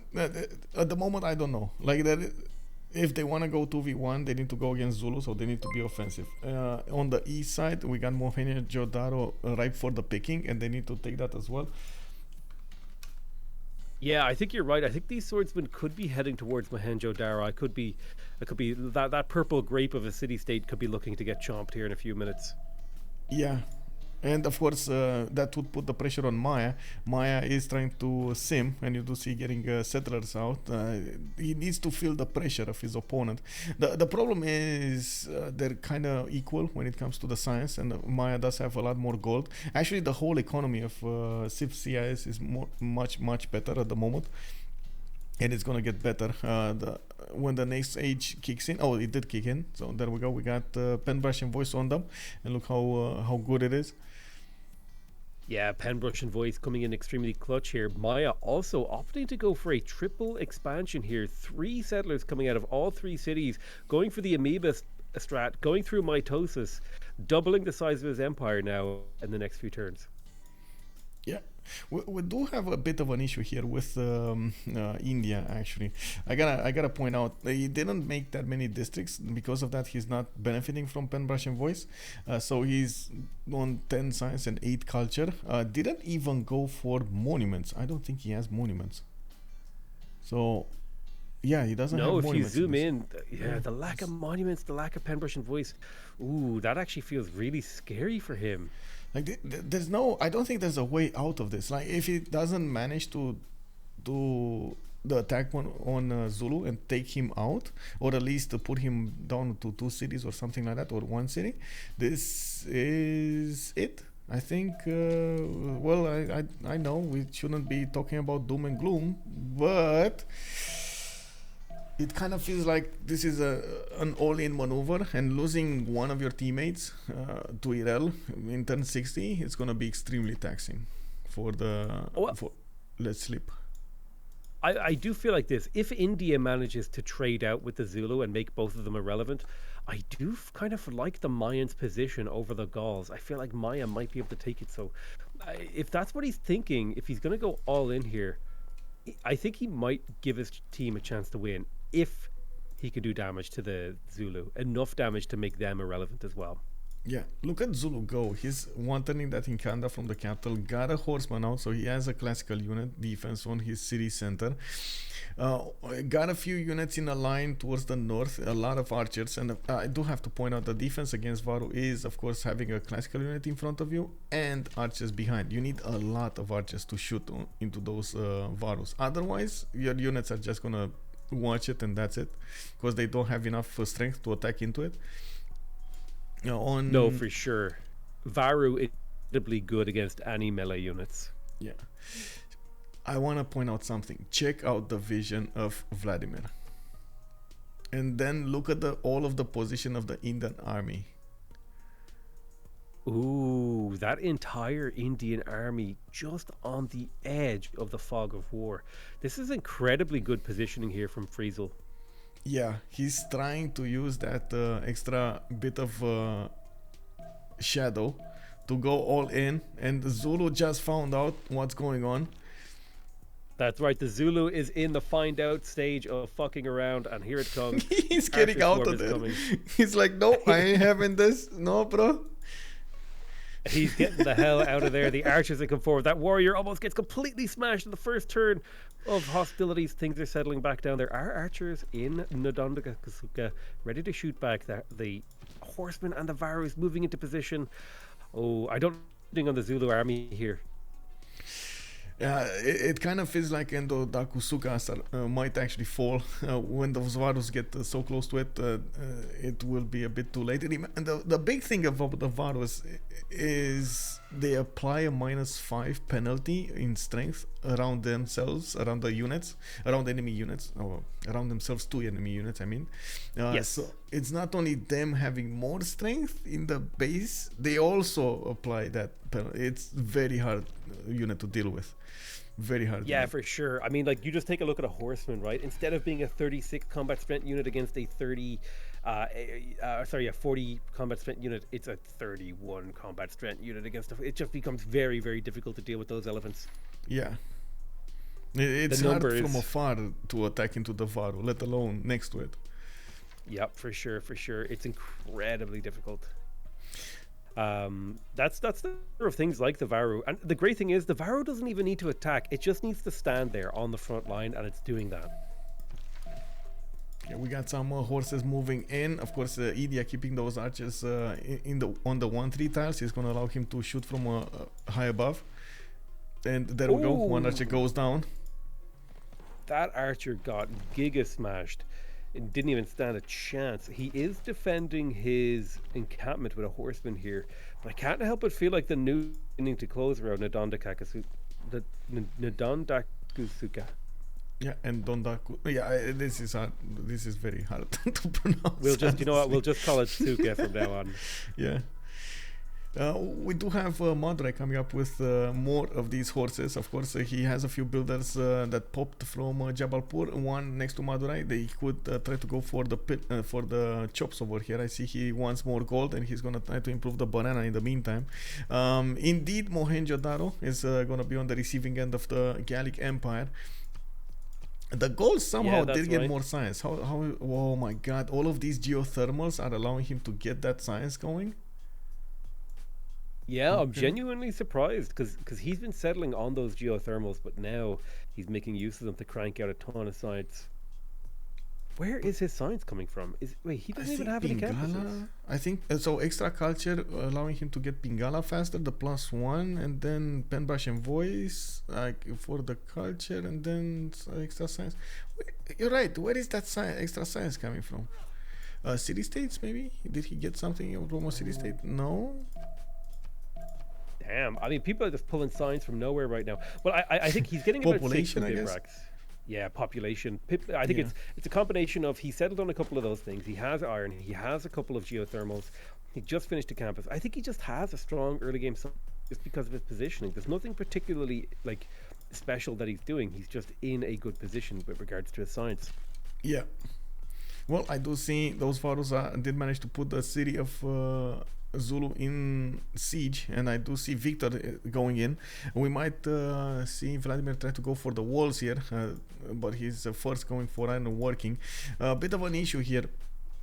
The city, or I should say the horses of India, cannot actually attack into the city center. They take way too much damage. And he's just trying to position the Varus to defend against a possible counterattack. Those horses already feeling the pressure of the Varus. Yeah, for sure. But here's the thing, you don't even necessarily have to capture a city in order to make it useless, right? You could just put massive pressure on it, and he's essentially taken the city out of his enemy's empire, at least on a temporary basis. Whether or not he can actually break the city, that will decide whether or not that city, out of the empire on a permanent basis. Yeah, he does need to keep on attacking into it though. Unfortunately, if you get walls, there's no unit from India able to breach through the walls, so he needs right now to take out that city. Even if he sacrifices a few of his horses, he needs to take it out. It's very hard, especially since Zulu did manage to get a great general. That's one of the perks that he's gonna have, an extra +5, equals out the Varus. Oh, there we go. Took out an archer here, and this is the moment India needs to attack. There we go. India, the city is 28 strength. That was a massive mistake coming up from Zulu. And not the fact that he attacked into the archer, the fact that he didn't shift enter back into his city, so he gets the extra defense on the garrison. Yeah, for sure. I mean, Victor is just an incredible guy for defending your cities. Yeah. What is your feeling right now? Do you think if Kakasuka is going to go down? Yes, looks like 100% is going to go down. There's no, not even with the new swordsman coming up from Zulu, he can't keep it. And that's a massive win. India just sacrificed his early game to take this away from Vladimir, and it looks like he's going to take it away. Yeah, especially because, like we were talking about earlier, Zulu is the kind of civ that really likes to get into that mid-game, right? You get to mercenaries, you crank out Impy, you get all those key pieces of infrastructure online, and it looks like you predicted, that the India has managed to exploit that early game window of vulnerability and put the Zulu on the back foot.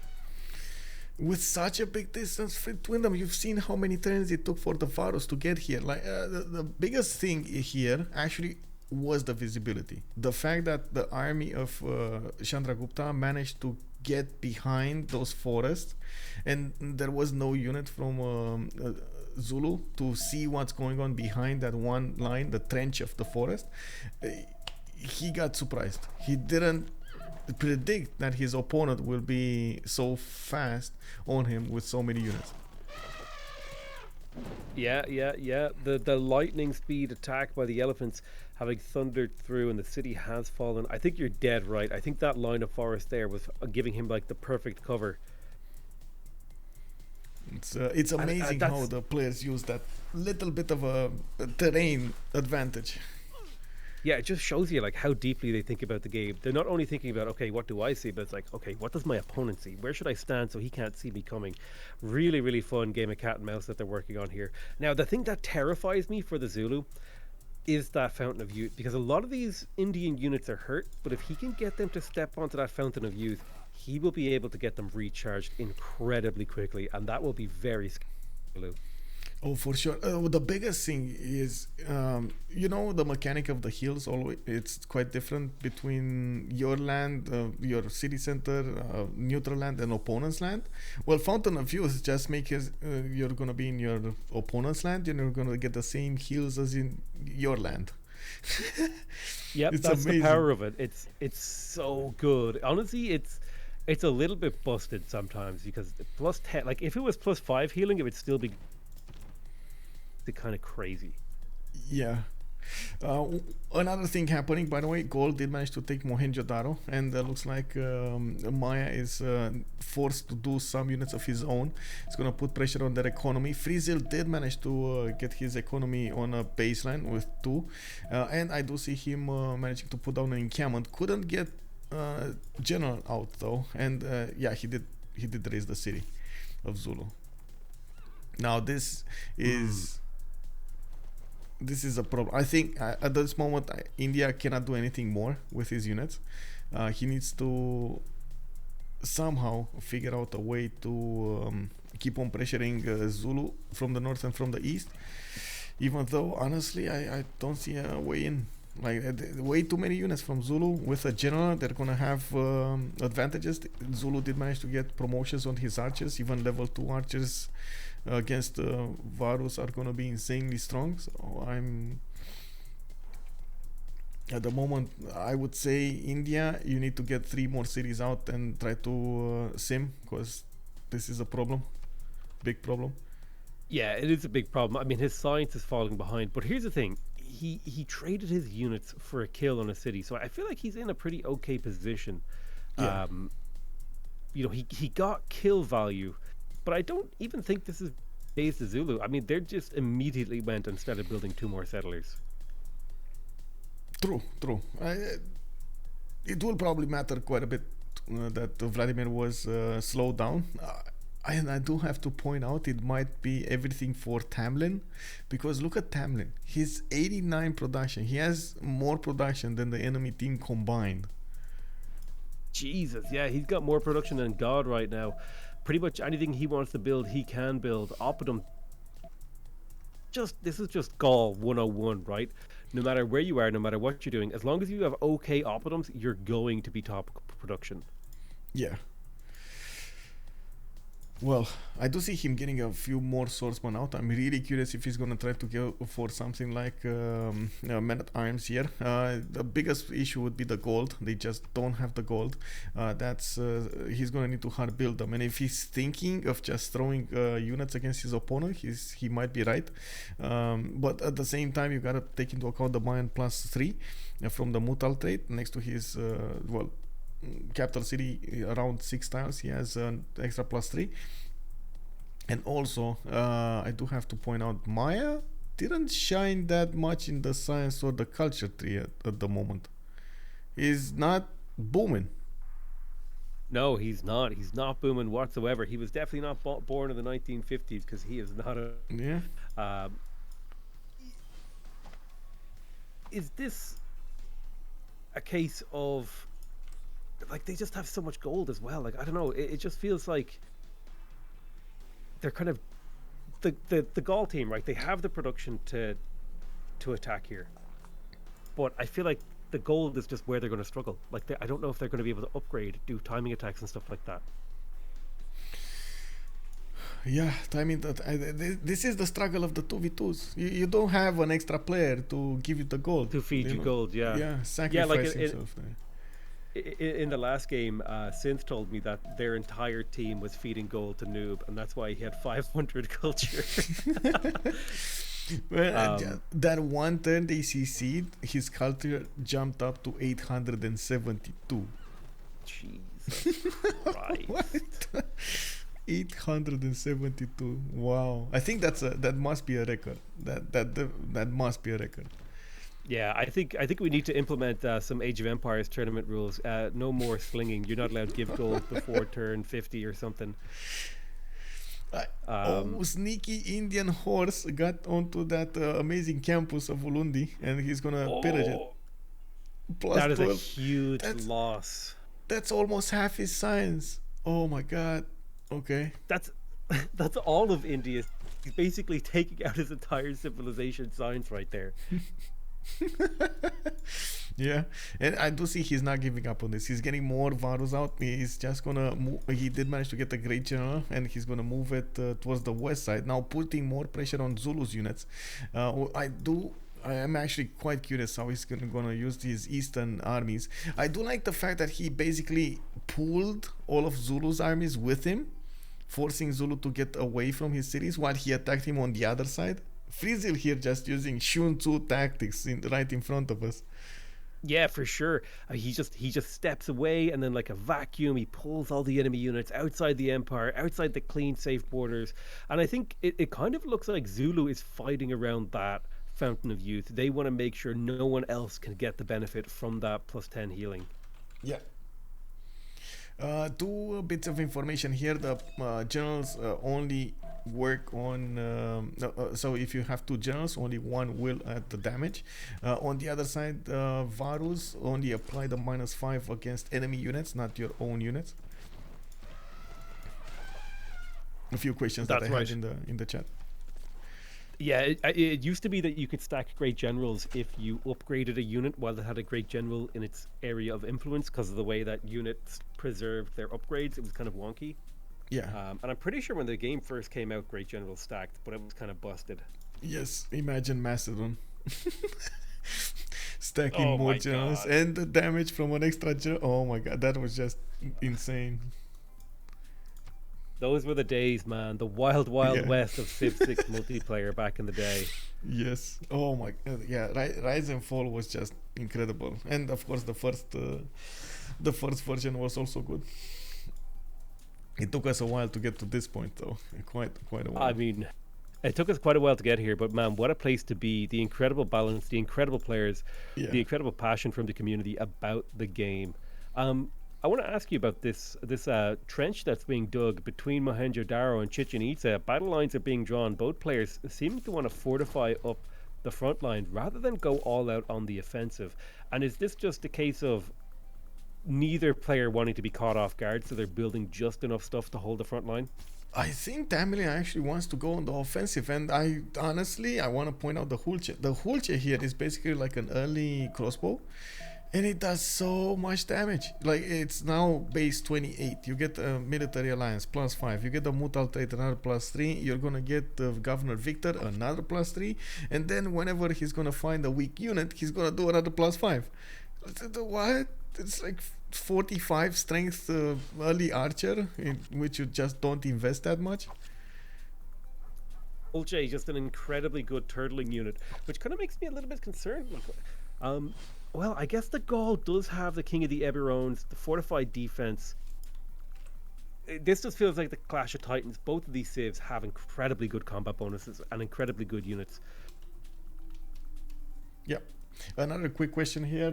Does the God of the Sea stack with Liang's fishery? It does not, because the fishery is not an actual resource. Oh. Look at Ulundi. How did he get here? How was my Frizzil God. allowed to get right on the doorstep of his opponent? I have absolutely no idea, but I mean, that is, what, 2 elephants and 3 horsemen knocking down the door of Ulundi? That's very scary. And there's another 2 units in on Dini threatening his district. This is a very scary position to be in for the Zulu player. Yeah. Especially because he was working on settlers. Look at the settler being forced to run south to the tundra. Yeah, that's just nasty. And oh my god, you're gonna laugh at me. Oh no. Why? What happened? What happened? But, I mean, I made a prediction. Zulu 6 cities. Yeah, that's right. True. True. Chat, point and laugh at Michael. Do it. Point and laugh. Man. Interesting development in Adwatica. I want you to take a look at that and tell me what you think of that statue of Zeus. This is, first of all, a deny. They want to take away that powerful ability of Zulu to pump out a lot of impies. And I do like that he's going to get it for himself. But I don't think Maya is going to go against him that hard, honestly.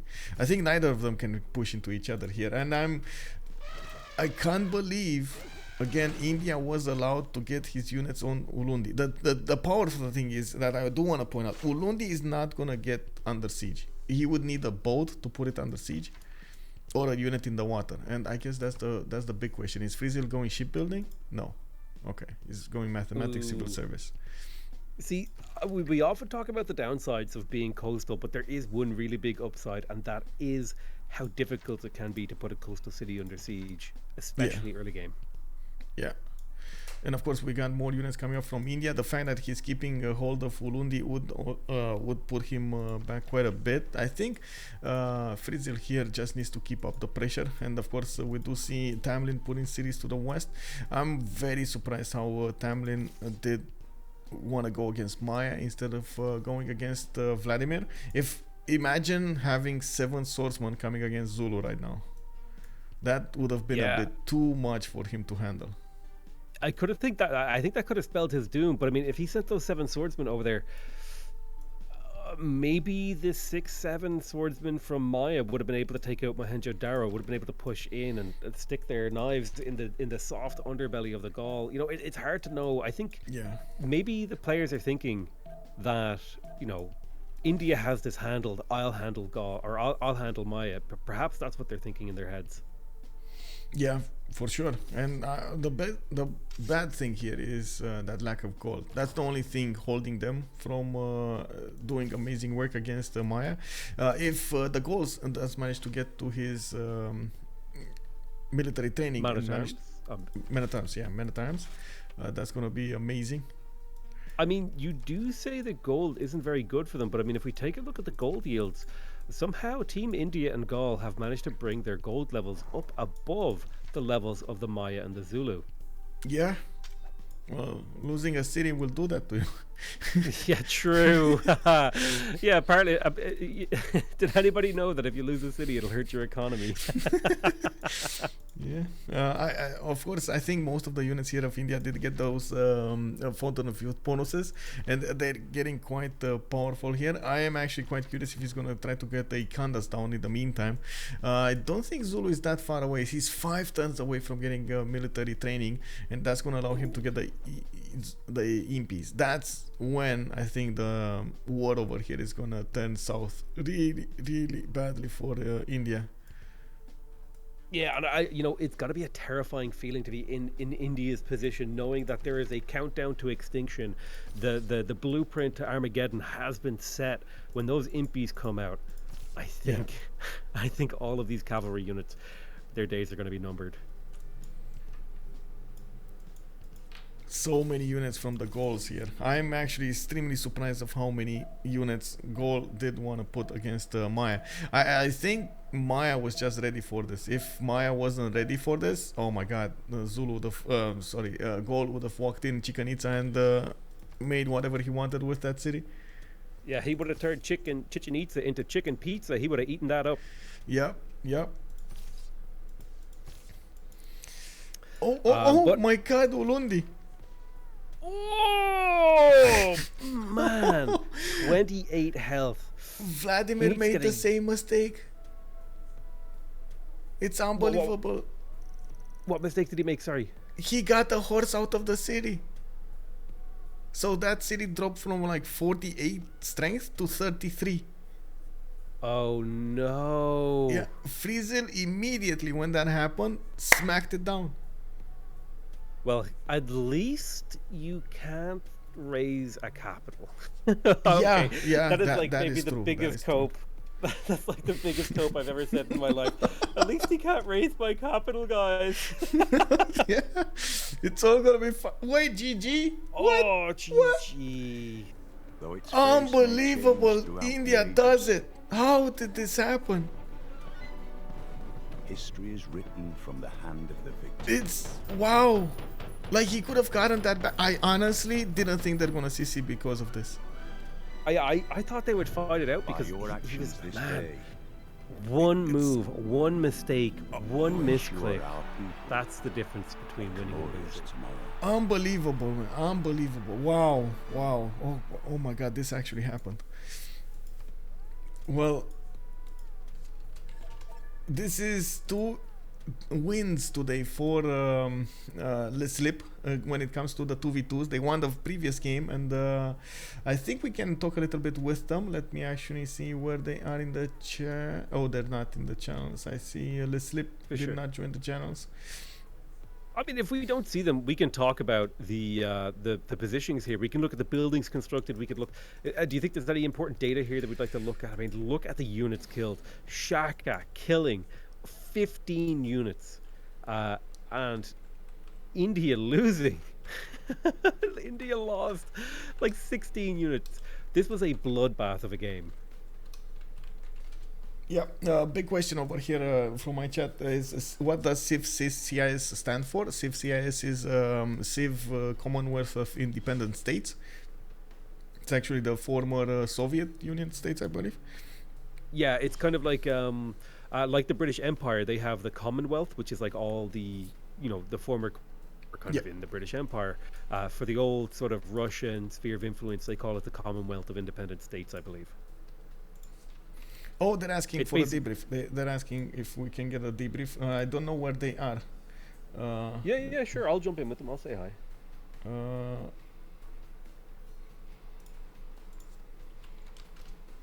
I'm asking where they are. I'm just waiting.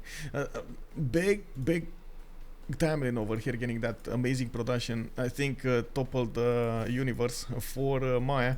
You see him attacking right now. He's actually pushing through the Mayan defenses. Oh wow. Okay. I didn't see him actually doing that. Are they playing on, I wonder, or is this bots? Oh, okay. They're in the CivCIS channel. I'm gonna pull it there. Oof. Hello and welcome. GG, well played. Hello, my thank you. Oh my god. Honestly, I didn't think you're gonna pull this off. Like how did you pull this off? I don't know. With Chandra? With Chandra, with the big goals over here, getting the economy. How is this possible? I don't know. What is when, possible? I didn't understand. At turn maybe 30, I was like, oh my god, I won't pass with Chandra. I can't pass. Yeah. But then I attack on the right, then on the left, and he didn't follow me, and I was more. Oh, you had more units. I have more units, yes. Yeah. Oh man, that was wow. Yeah, honestly, there was multiple times when he was pushing. I was like, he's never gonna break this. Zulu Yes, Empire. I was like too. I was. And then out of nowhere, you have like his entire capital surrounded by elephants and horses. Yes. Like, how did this happen? I don't know. He didn't have enough, I think. Yeah, That was the incredible. the extra movement for Chandragupta, right? It allowed you to move. Yes, the very units. good. And Tamlin, Yeah. goals, bro. How were you planning this out? How are you planning this out with the goals?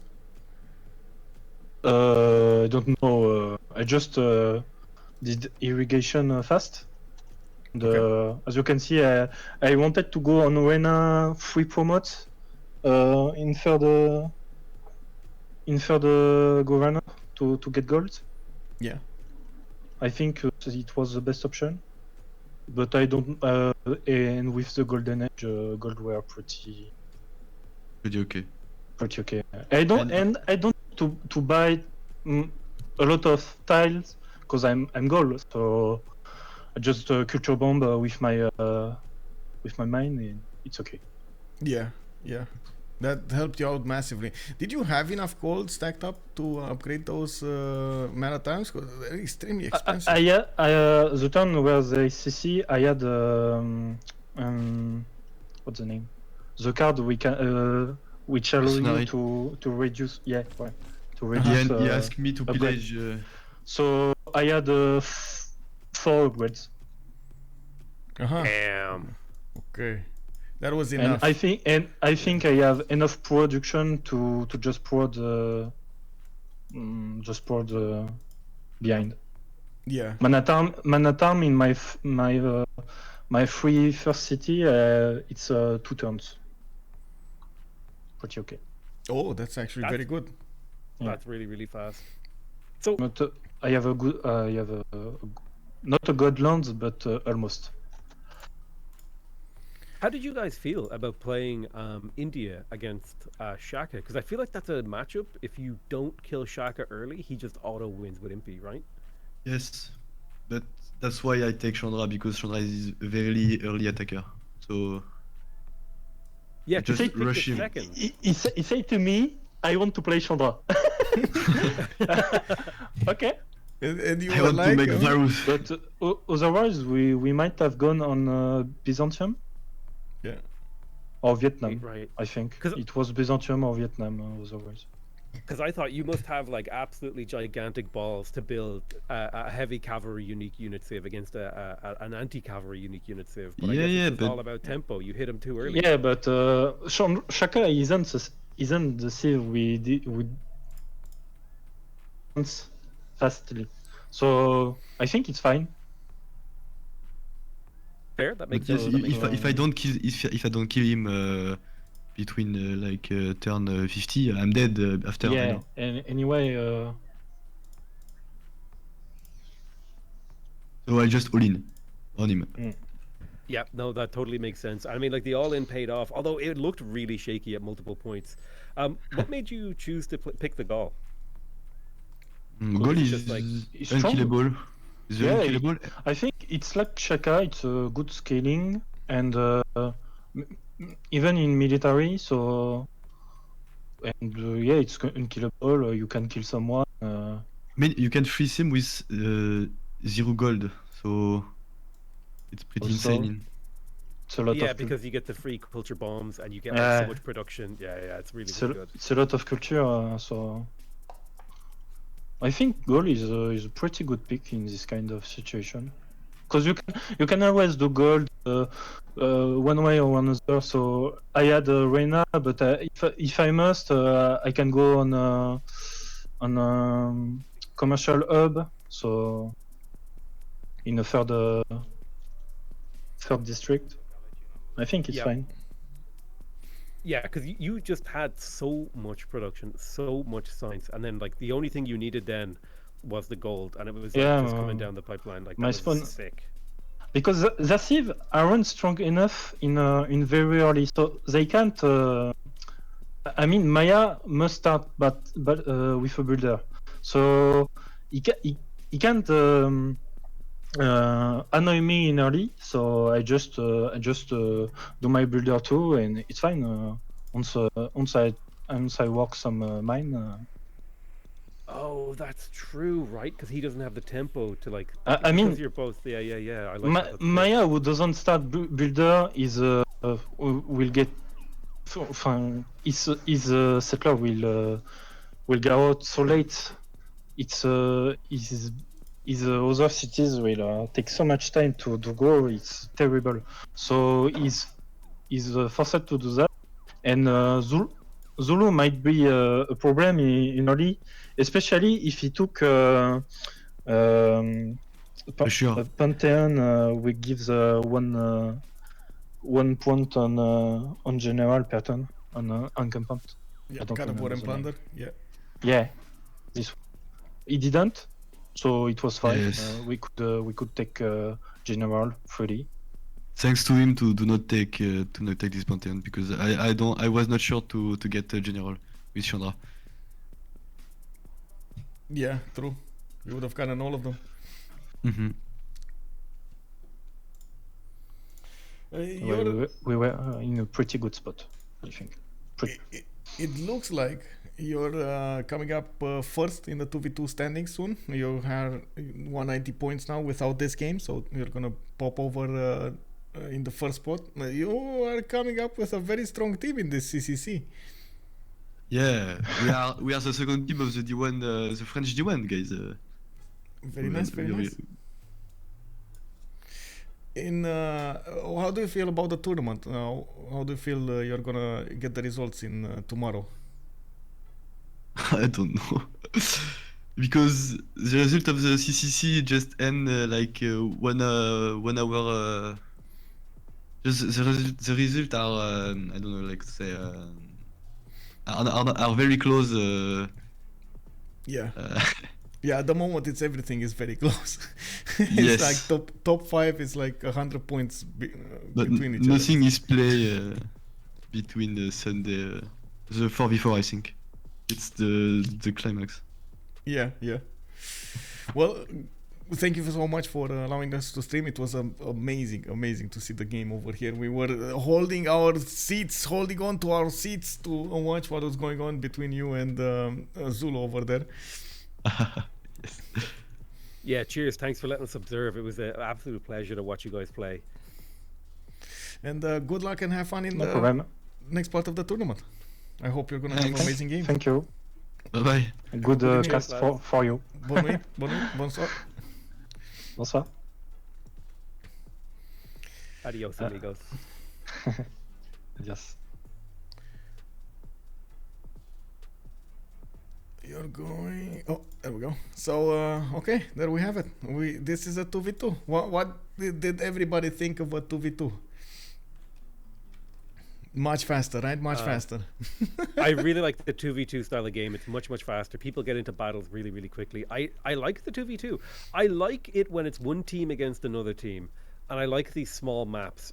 I feel like the big maps, you know, it's hard to get a fight going. People don't fight. They kind of tiptoe around each other. They pussyfoot. Yeah. They avoid each other. Whereas this is fun, right? This is right at the gate. There's action immediately.